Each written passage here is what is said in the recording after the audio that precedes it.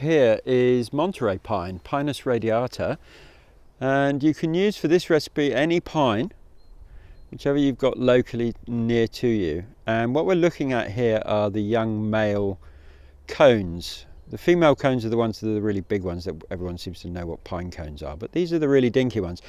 These are the ones that produce pollen a bit later on. But what we're going to do is we're going to gather some of these, and I'm going to take them back and I'm going to show you how to make a delicious pine oil. Okay, what we have here are the male pine cones that I picked earlier, and all you need to do is pop them into a bottle like this and just use some really light olive oil. You don't have to do anything, literally just drop them in, fill up your bottle with olive oil.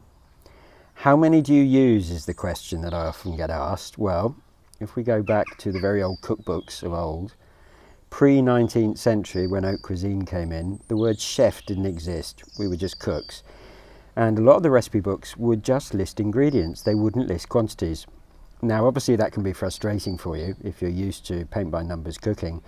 But I really do urge you with this one just to play, okay? Cooking for me is about playing. For regular Joes and Joannas like you and me, let's just get playfulness in the kitchen back. So basically pop in as many as you feel that you need, fill it up with olive oil, stick it on a windowsill for 2 weeks, and then you taste this oil.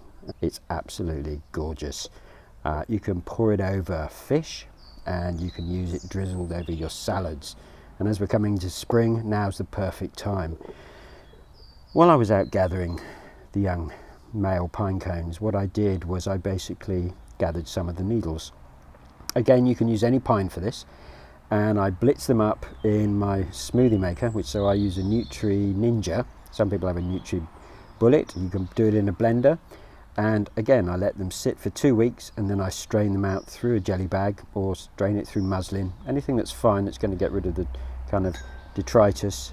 And again, we have a delicious and lovely green coloured pine oil, something that you will be using regularly in your kitchens. Time to get off the camera. Time for you folks to get out there, find a pine tree and start playing.